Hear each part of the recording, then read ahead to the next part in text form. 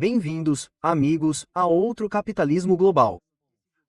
Esta é uma apresentação que oferecemos a cada 2 meses e, por nós, quero dizer Democracia em Ação e o Fórum de Esquerda.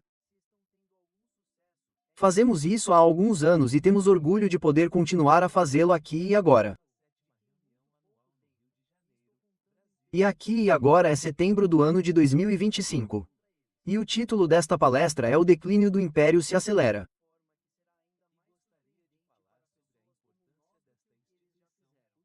E estou motivado a trazer esta apresentação a vocês porque muitas pessoas têm me pedido para apresentar uma visão geral que realmente explique por que vejo isso como um império em declínio.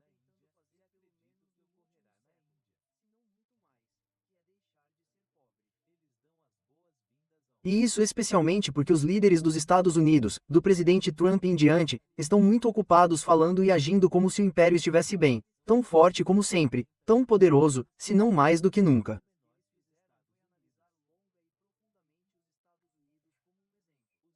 Em outras palavras, apresentar literalmente o oposto do que vou argumentar que é o caso.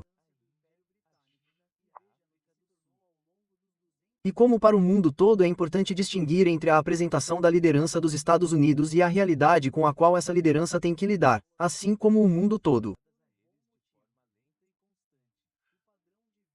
Acho que esta apresentação será interessante. Estou dividindo em 2 partes. A primeira parte é a posição dos Estados Unidos na economia mundial.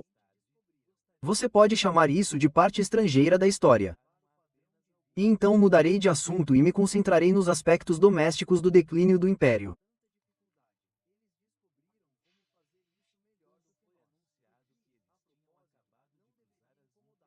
Então, começaremos com os estrangeiros, e começarei particularmente com um comentário sobre uma reunião muito importante no final de agosto deste ano em Pequim, China, na qual os líderes da Rússia, China e Índia, bem como outros membros do BRICS, se reuniram para realmente conversar, provavelmente pela primeira vez desde o início, sobre as implicações das guerras comerciais e tarifárias do presidente Trump contra o resto do mundo.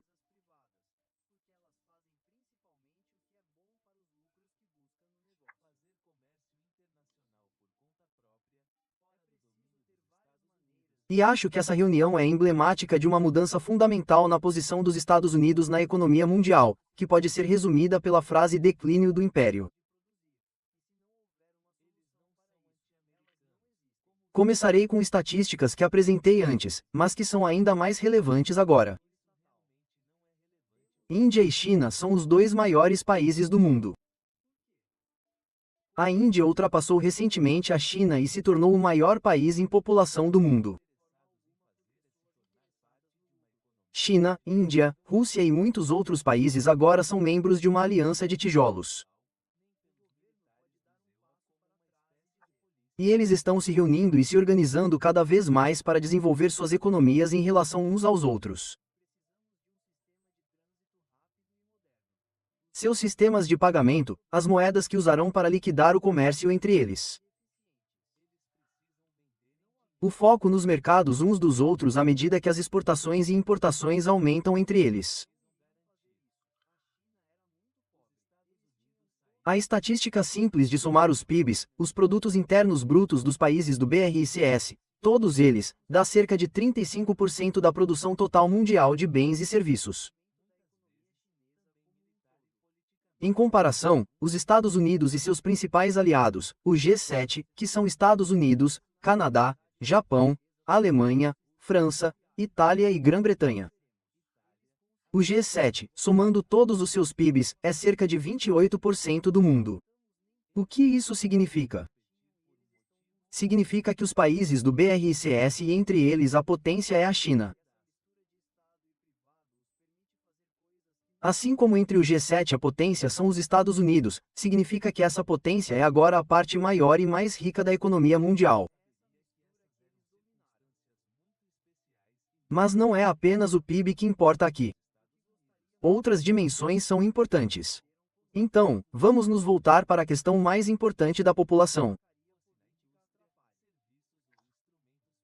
A força, o poder e o futuro de uma economia dependem de quantas pessoas ela tem, de quão bem ela as educa e as desenvolve, de quão saudáveis elas são física e mentalmente e todo o resto. A população dos Estados Unidos sozinha é de 4,5% do mundo.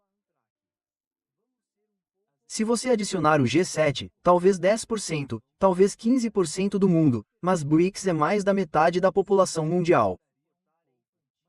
Não há competição. Aquela parte do mundo que agora está desenvolvendo suas escolas, suas universidades, seu sistema de saúde pública, seus sistemas de transporte rapidamente para níveis que são maiores em sua eficiência e velocidade do que aqueles aqui nos Estados Unidos. Uma rápida comparação do sistema ferroviário rápido na China com o dos Estados Unidos para aqueles que possam estar interessados resumirá essa diferença de uma forma muito dramática.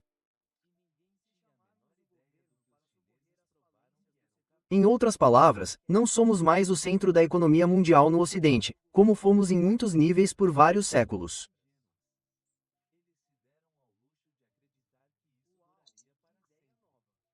Séculos marcados pelo domínio de grandes porções da Ásia, África e América Latina pelo núcleo capitalista ocidental avançado da economia global.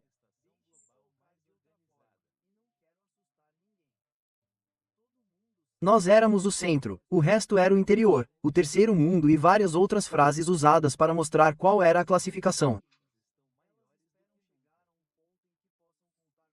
Tudo isso agora acabou e não vai voltar.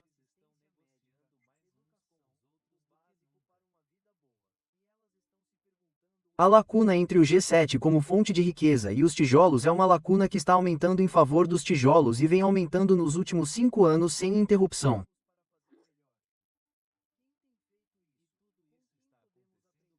O resultado é impressionante. Esta é agora a parte rica do mundo, os tijolos. Eles estão se tornando militar e politicamente assertivos, conforme acontece com esse tipo de riqueza. Assim como para os Estados Unidos, não era importante como uma colônia da Grã-Bretanha. Eles tinham que se tornar independentes, tinham que ser capazes de desenvolver sua própria economia. E então, eventualmente, substituíram a Grã-Bretanha como o império do mundo. O império da Grã-Bretanha eram colônias formais. O império dos Estados Unidos era o colonialismo informal e isso agora acabou.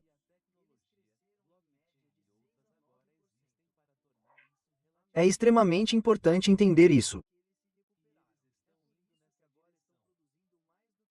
Por mais tentados que os americanos estejam a negar, a fingir que não existe ou, se é que admitem, a fingir que não importa, a afastar os tijolos com um gesto de desprezo, como o presidente Trump fez recentemente. Isso não fará com que desapareça e não muda nada.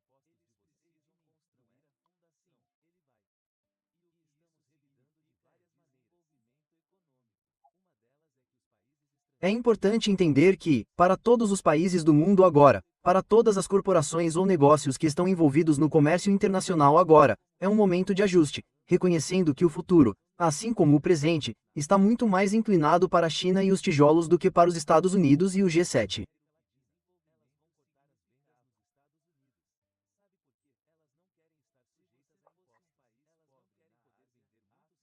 Este é um ajuste importante em andamento. Mudando as decisões estratégicas sobre onde investir, em que investir, como organizar uma cadeia de suprimentos. Tudo isso está sendo refeito. Não, como você pode imaginar, em resposta à última tarifa que o Sr. Trump relatou. É sobre isso que você leu. Mas muito mais importante do que o aumento e a redução bruscos das tarifas. A questão de curto prazo é a questão de longo prazo, e essa é a mudança global dos Estados Unidos e do G7, por um lado, para se concentrar na China e nos tijolos. É daí que os mercados crescerão. É daí que virão cada vez mais as novas invenções, as novas formas de fazer as coisas, os novos produtos. Aprendemos que o tempo está do lado deles e isso não mudou. Como os Estados Unidos lidaram com essa situação? Bem, como já dei a entender e como vou mostrar agora, por uma combinação de negação, por um lado. Estou usando isso no sentido psicológico da palavra.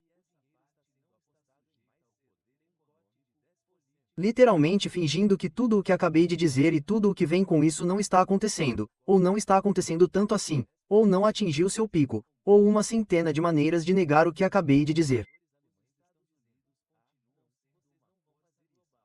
Mas a negação raramente acontece sozinha.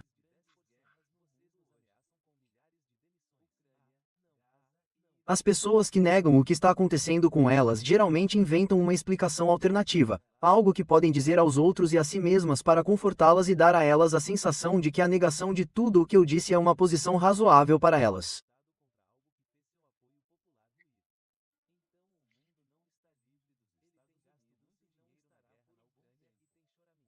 E sim, o governo americano e grande parte da opinião pública americana se uniram em torno de uma história alternativa, uma análise alternativa para que possam sustentar sua negação da realidade econômica global alterada.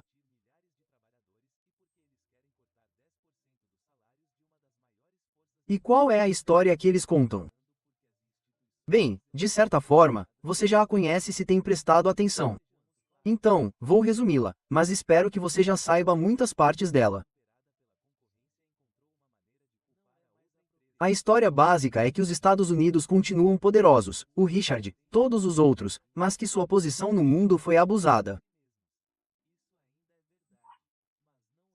Os Estados Unidos são vítimas. São vítimas do mau comportamento de outros países e de outras pessoas.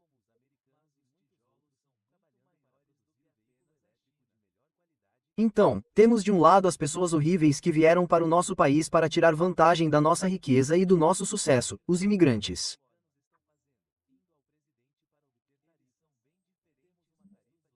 E assim temos uma enorme reviravolta política em torno da demonização dos imigrantes.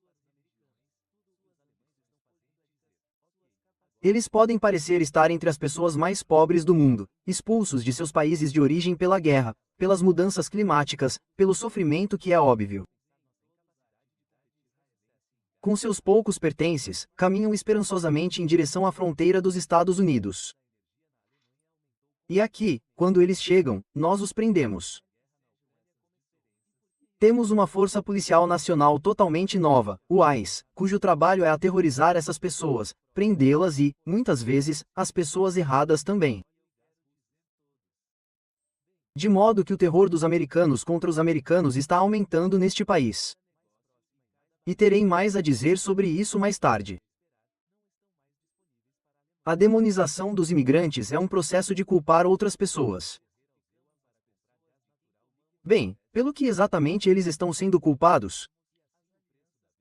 É um pouco difícil nos Estados Unidos porque as pessoas que culpam são os descendentes diretos dos imigrantes. E estamos falando de apenas 2 ou 3 gerações atrás, não muito tempo atrás. O que está acontecendo aqui é uma transformação da consciência para literalmente culpar 12 a 15 milhões de imigrantes indocumentados.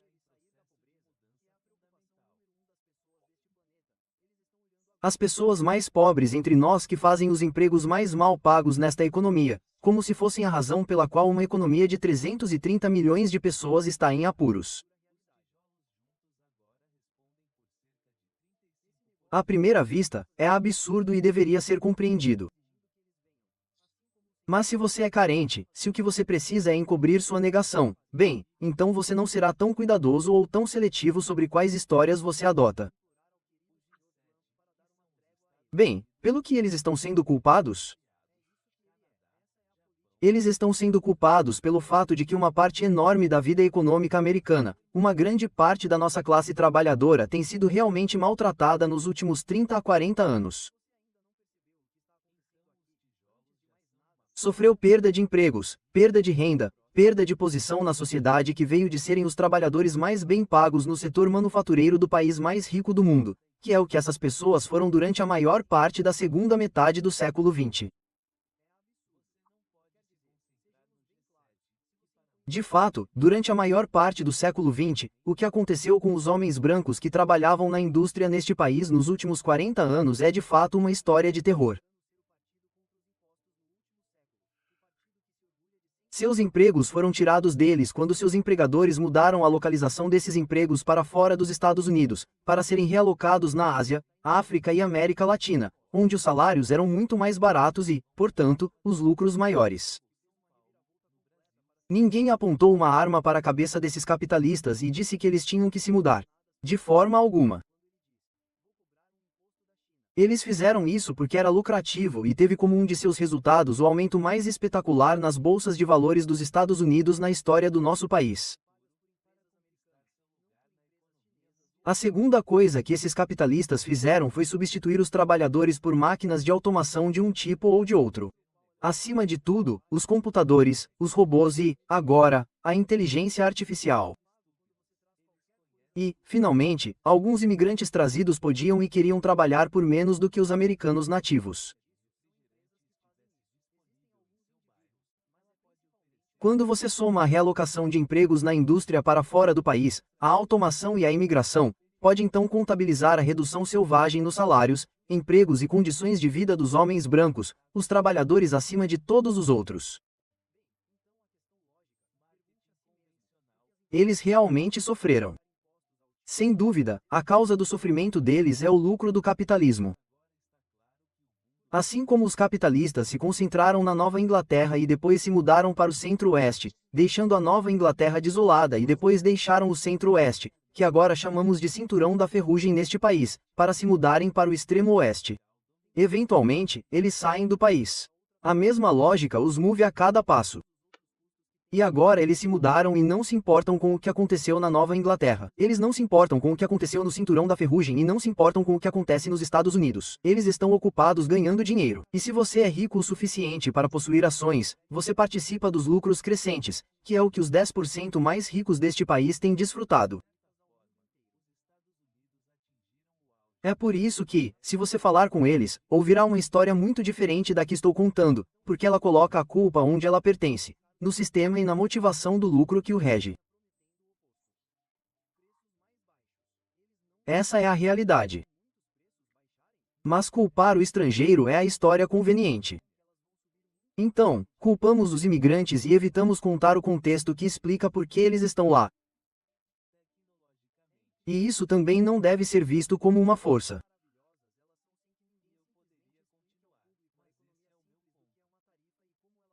Expulsar imigrantes, deportá-los aos milhões, que é a política atual nos Estados Unidos, admite que o que tornou a América grande, que era trazer ondas de imigrantes, lembrando a regra básica de que quando um imigrante chega e vai trabalhar, ele sempre produz mais para seu empregador do que o empregador lhe paga em salário.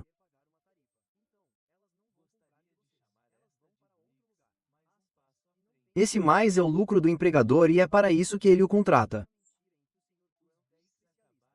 Portanto, o imigrante sempre produz mais do que consome e esse mais constrói a economia. A grandeza da América foi baseada na absorção de imigrantes. Deportá-los agora é um sinal de que esta economia não pode mais absorvê-los produtivamente. Isso não é culpa deles. É uma falha do sistema capitalista. É parte de seu declínio. Bem, não foram apenas os imigrantes que foram culpados. O Sr. Trump, que chegou ao poder como porta-voz daqueles homens brancos raivosos na indústria, que eram tão maltratados pelos governos republicano e democrata que ansiavam e buscavam algo novo e diferente, que era o Sr. Trump.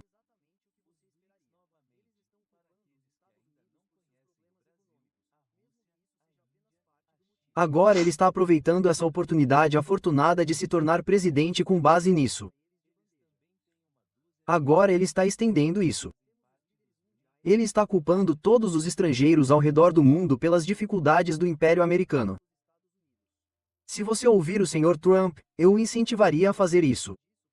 Você ouvirá uma história sobre o mundo inteiro nos enganando. Para explicar suas tarifas, ele diz: veja, vou escolher outro país. O Vietnã vende mais para nós do que podemos vender para eles. Isso é uma coisa ruim. Aspas. A culpa é deles. Espere um minuto. O que os americanos compram do Vietnã, eles compram porque querem e porque são ricos o suficiente para fazer isso. O Vietnã não compra tanto dos Estados Unidos porque não é um país rico e seu povo não tem dinheiro para comprar produtos americanos.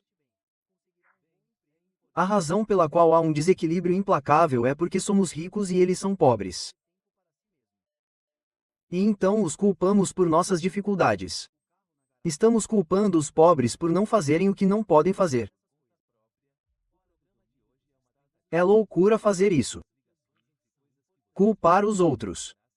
Os Estados Unidos compram mais do mundo do que vendem. É por isso que os dólares se acumulam em todo o mundo. É por isso que o dólar é a moeda global, porque os americanos há décadas compram mais do que produzem como economia. Agora, você não precisa denunciar isso. Não é exatamente uma conquista. Você está vivendo muito além de suas possibilidades. Seu povo compra do resto do mundo e dá em troca pequenos pedaços de papel verde com $1 escrito neles. Culpar o resto do mundo porque compramos tudo isso é uma atitude bizarra. Mas faz sentido se seu propósito é encobrir sua negação de que algo está errado. Agora, o que está errado é que o resto do mundo não quer ficar na posição subordinada aos Estados Unidos, como ficou de 1945 até 2010 ou 2015. É isso que está mudando. É isso que está fazendo com que os tijolos surjam como são. Mas o Sr. Trump vai culpar os outros. Ele vai atingir o mundo inteiro com tarifas. Ele vai deixar bem claro, se vocês prestarem atenção, que a tarifa é uma punição. Vocês abusaram de nós. É muito importante contar essa história e agora estamos punindo vocês. É isso que está realmente acontecendo? Não. Mas essa é a história que precisa ser contada. O que está realmente acontecendo? Algo completamente diferente. Os Estados Unidos tiraram vantagem nos últimos 50 anos, basicamente desde a década de 1970, de sua própria posição no mundo, ao fazer acordos para comprar do resto do mundo e dar a eles em troca aqueles pequenos pedaços de papel verde e barato chamados dólar americano, cuja produção não custa nada. Então os franceses trabalhavam, faziam vinho e o enviavam para cá, e os japoneses trabalhavam, fabricavam equipamentos eletrônicos extremamente interessantes e os vendiam aqui e assim por diante. E nós dávamos a eles esses pedaços de papel verde.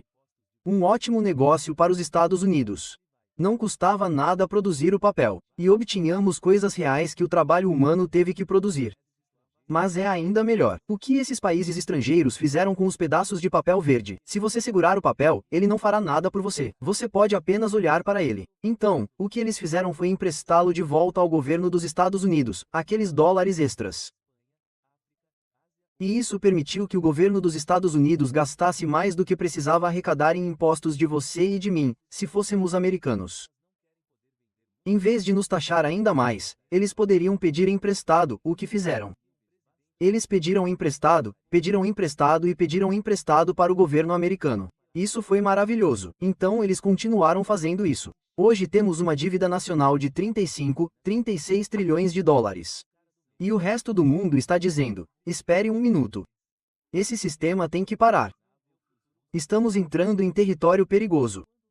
Não queremos continuar emprestando para um governo que está tomando muito dinheiro emprestado, porque pode chegar o dia em que esse governo diga que não podemos pagar. É um problema que todos os credores enfrentam com seus devedores. Os Estados Unidos são o maior país devedor do mundo atualmente. Japão e China são os números 1 e 2 maiores credores dos Estados Unidos e não querem mais emprestar. O norte do resto do mundo.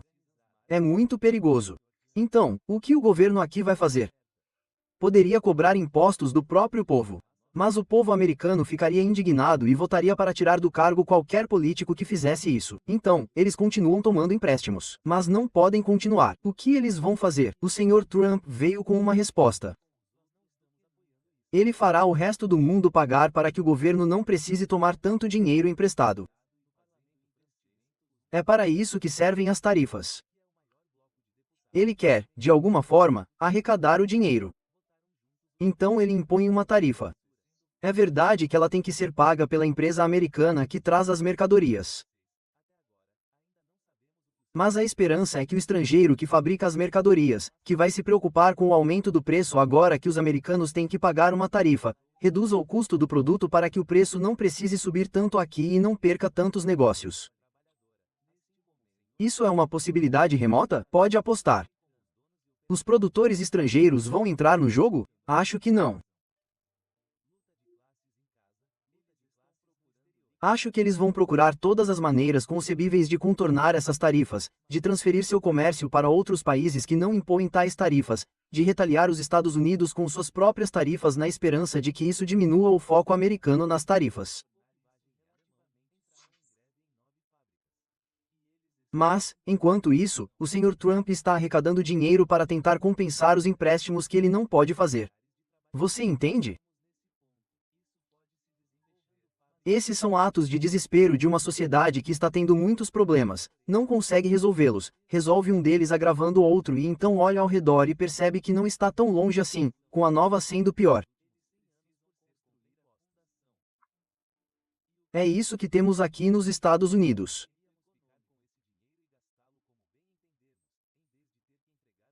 Vai tão longe que o Sr. Trump, que acredita em todas essas histórias que ele tem para contar, e você não deveria se surpreender que essas histórias do estrangeiro malvado que prejudicou os Estados Unidos sejam tão confortáveis na boca do Sr. Trump. Ele acredita nelas. É a velha história. Você continua contando essas histórias com frequência suficiente. Você pode não convencer os outros, mas provavelmente se convencerá pela mera repetição. E é até onde isso vai. No Brasil, onde é um processo legal contra o líder anterior, o Sr. Bolsonaro, o Sr. Trump se inseriu diretamente e conectou tarifas como punição porque ele não gosta de como o governo hoje está processando o governo do passado. Costumávamos chamar isso de interferência nos assuntos internos de outro país. É isso que ele está fazendo. E por que ele está fazendo isso? Porque os brasileiros são maus. O quê? E por que isso? Bem, ele tentou dizer. Bem, eles estão fugindo, eles estão nos fazendo ter um déficit, eles não estão comprando tanto. Até que um de seus assessores lhe mostrou que os brasileiros estão, na verdade, comprando mais dos americanos do que nós compramos deles. Bem, então ele teve que encontrar outra coisa. O que ele fez? Eles não estão tratando o senhor Bolsonaro direito. Isso não é mais interessante pelo que diz. É interessante pelo que mostra. A determinação de culpar os outros pelo declínio do Império dos Estados Unidos. Um último ponto para reforçar a mesma história que o Sr. Trump gosta de contar. Líderes de vários países estão vindo a Washington para sentar e implorar para que eu diminua ou remova as tarifas. Ele se gaba. É isso que os trabalhadores americanos brancos gostam de ver. Não são eles que estão sofrendo. São as pessoas más que fizeram isso conosco que são humilhadas por terem que vir e implorar ao nosso grande líder para não puni-los tanto quanto ele fez. Bem, deixe-me garantir a vocês que os diplomatas que vão a Washington e estão de fato implorando, ele está certo sobre isso, não estão felizes fazendo isso. Na China, eles chamam esse tipo de coisa de 100 anos vermelhos, de humilhação. É assim que a maioria dos países pobres se sente a respeito. Eles virão em busca do alívio de curto prazo que você pode obter mendigando? Sim. Se você acha que é só isso que eles estão fazendo, você não entende. Eles agora estão reconhecendo, e isso é crucial, que os Estados Unidos não são mais o que eram desde 1945. A sociedade rica, poderosa e estável com a qual você podia contar. Sim, você manteria seu dinheiro lá. Sim, você procuraria mercados para vender porque eles seriam seguros. Eles seriam protegidos. Você procuraria fontes de insumos de que precisaria porque comprar da América era confiável. Tudo isso acabou. O Sr. Trump está ensinando ao mundo que os Estados Unidos não são um lugar para o qual você pode se dar ao luxo de vender porque eles vão te cobrar uma tarifa sempre que quiserem. Você não pode se dar ao luxo de fazer negócios nos Estados Unidos. Talvez um pouco, mas você não pode se tornar dependente porque se você for, não enfrentará a humilhação pela qual seus diplomatas estão passando esta semana em Washington.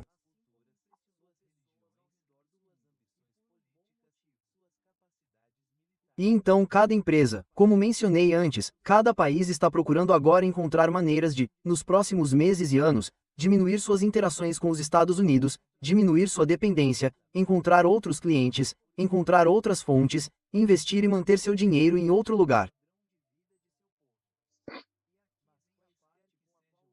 Aqui está a maneira de resumir isso. Se você estiver disposto a encarar a realidade reagindo ao declínio do nosso império, não admitindo isso, punindo outros, imigrantes e o resto do mundo com uma ameaça interminável e a realidade de tarifas prejudiciais.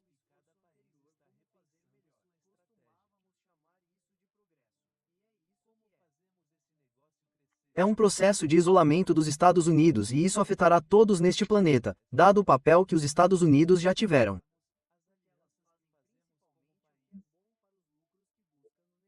O mundo moldado em torno do poder extraordinário dos Estados Unidos na segunda metade do século XX.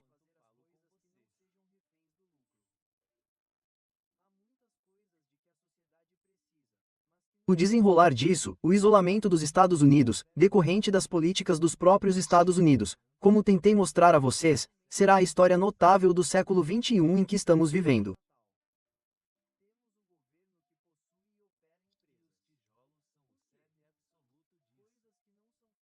E se você quiser ver sinais do isolamento, qual é o único país na Terra que ainda apoia o que Israel está fazendo em Gaza?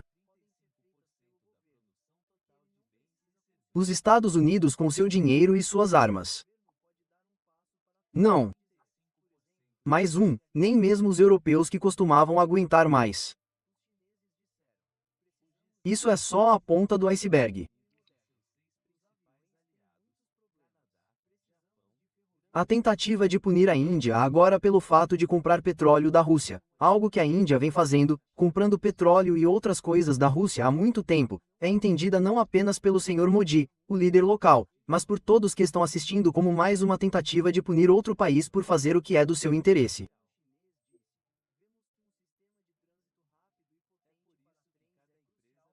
Qualquer ganho de curto prazo que você possa obter com isso, e até agora nenhum é visível. A mudança de longo prazo que isso está produzindo é simbolizada pela ida do Sr. Modi à China no final de agosto para se encontrar com Putin, Xi Jinping e os outros.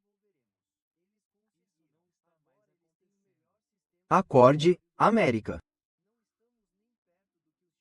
O que está acontecendo é do seu interesse, não negue mais.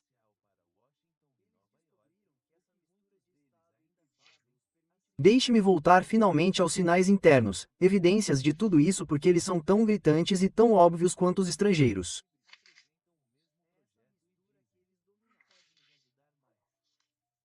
Primeiro, continuamos a aprofundar a desigualdade aqui nos Estados Unidos.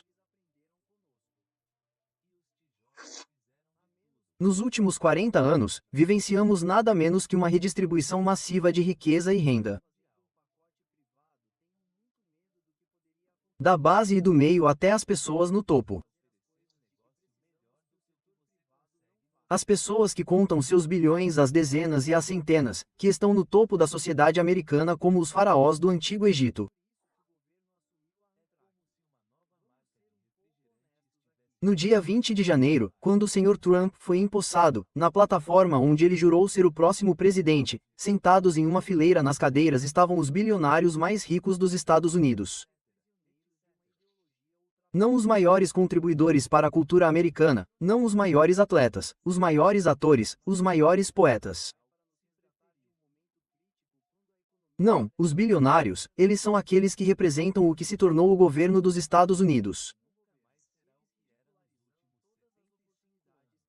O Sr. Trump estava sinalizando quem são as pessoas mais importantes para ele.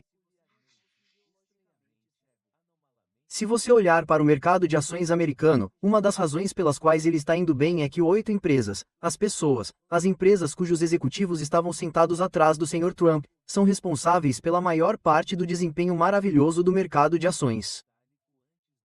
A média das ações não é assim. A economia está cada vez mais unida ao governo com os principais executivos corporativos e nas últimas semanas vimos isso dar um novo passo.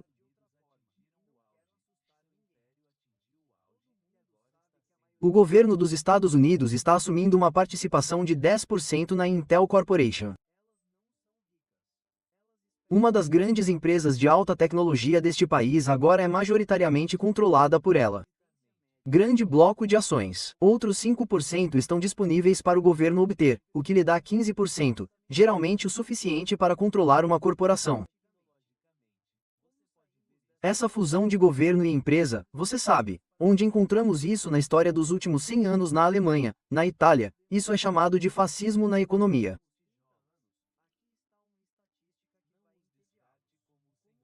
A Nvidia e a AMD acabaram de concordar em trocar uma licença do governo para vender seus chips na China. Elas darão ao governo 15% da receita que isso gerar para elas.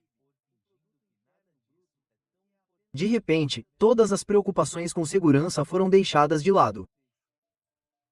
Agora estamos recebendo dinheiro para o governo, para que ele não precise tomar empréstimos e não precise taxar outras pessoas. Ele se tornará um ator. Isso significa que se os sindicatos dessas empresas entrarem em greve, eles farão greve contra o governo. O que ele fará? Usará tropas para reprimir os trabalhadores, agora que é proprietário parcial de tudo? Não sei. Mas o governo está usando tropas em Los Angeles, Washington, Chicago e Nova York contra a vontade das pessoas que vivem lá e dos políticos que essas pessoas elegeram para cargos públicos.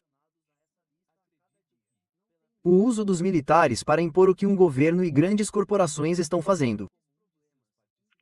Isso é fascismo. Economicamente falando, a crescente desigualdade está corroendo o poder de compra do povo americano. E uma das razões pelas quais votaram em Trump foi a inflação que ocorreu sob o governo Biden, o presidente anterior. Se Trump permitir que a inflação surja, ele pode estar cometendo suicídio político, mas ele está desesperado. Deixe-me dizer novamente, ele está desesperado.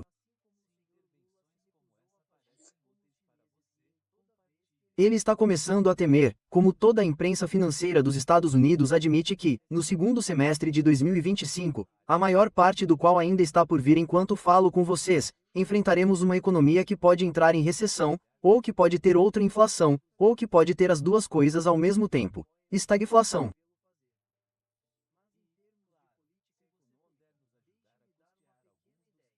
Qualquer um desses resultados prejudica grande parte da base política do Sr. Trump.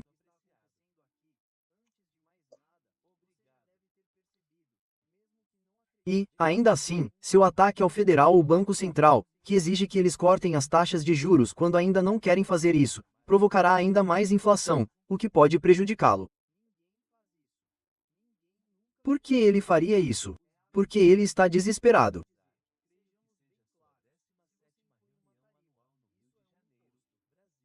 Uma crise econômica agora arriscaria tirar o Sr. Trump do cargo e, portanto, comprometer o programa de tarifas e muito mais, porque os democratas que estão chegando para substituir o Sr. Trump provavelmente desfariam o que ele fez de uma maneira bastante semelhante à maneira como ele vem desfazendo o que o presidente anterior, Biden, fez.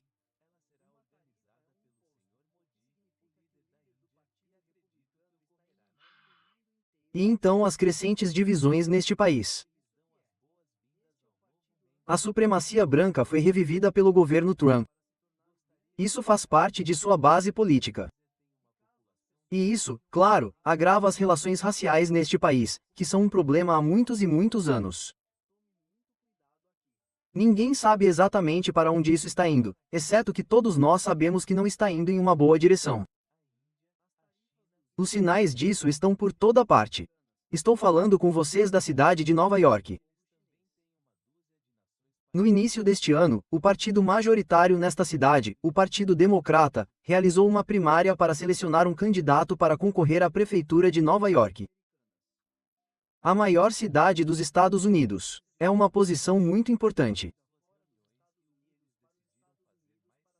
O jovem que venceu as primárias democratas, Zohran Mamdani, se define como socialista. Ele não quer o capitalismo de forma alguma. E está muito à frente neste momento.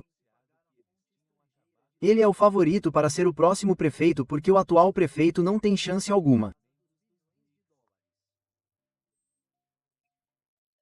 E o velho político democrata tradicional Andrew Cuomo é desprezado por uma grande parte do eleitorado. Agora, não sei neste momento qual será o resultado da eleição. Isso é na primeira semana de novembro. Mas neste momento, já está claro que algo extraordinário está acontecendo. A cidade de Nova York, por exemplo, tem uma população judaica muito grande. O senhor Mandani apoia os palestinos e é contra o que Israel está fazendo em Gaza. E ele também ganhou o voto judeu.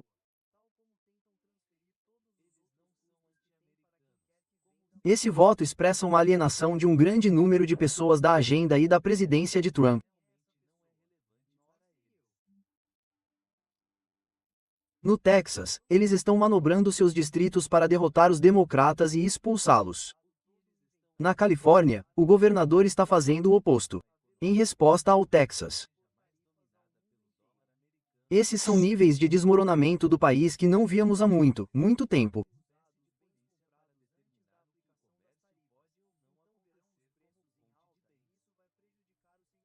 E todos eles são sinais de um império capitalista em declínio que não sabe como lidar com todos os seus problemas a não ser demonizando os imigrantes, demonizando os estrangeiros, punindo o mundo com tarifas.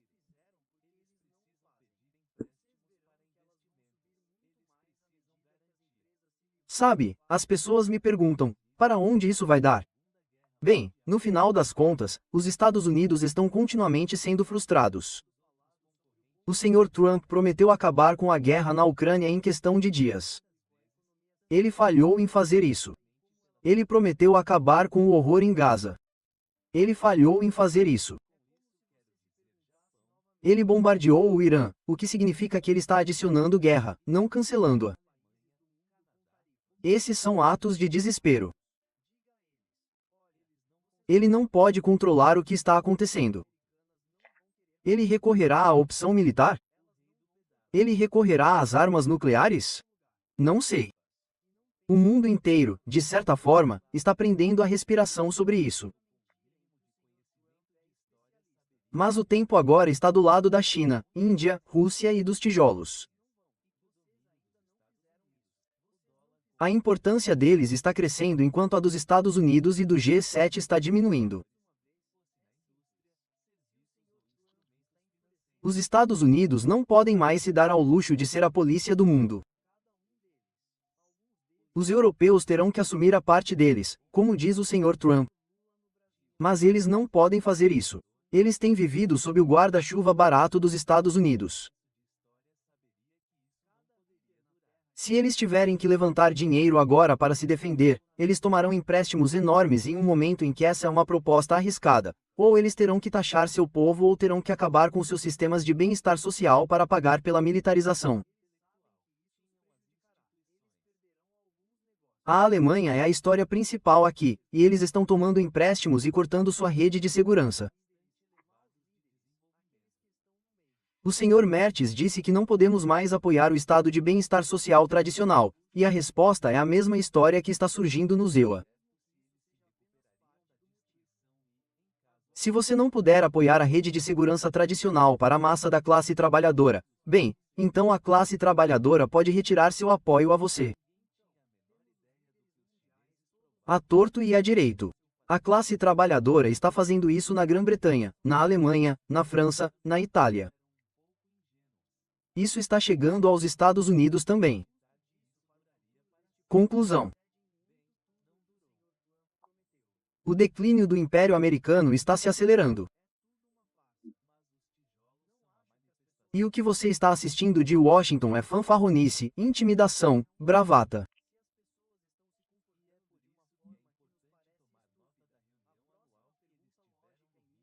E tudo isso é projetado para encobrir as ansiedades desses líderes que assistem enquanto todos os dias os confrontam com algo que está se tornando cada vez mais difícil de negar.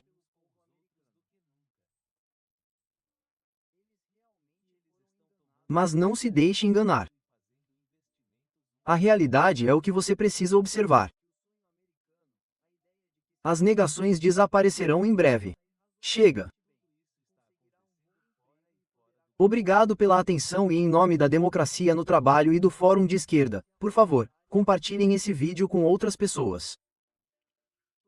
Compartilhe aqui nos comentários a sua experiência ou visão. E não se esqueça de provocar o debate. É só quando a gente fala, questiona e interage que esse tipo de conteúdo faz sentido de verdade. Seu comentário pode abrir os olhos de quem ainda está perdido na multidão, repetindo o discurso da maioria sem perceber os perigos batendo à porta, e para não perder nenhuma análise profunda, nenhuma reflexão estratégica e nenhum alerta importante sobre as próximas viradas da economia, se inscreva agora no canal e ative o sininho. Só assim você garante que vai estar um passo à frente do colapso, preparado, consciente e quem sabe pronto para transformar a própria vida. Bora juntos nessa? O próximo capítulo está só começando.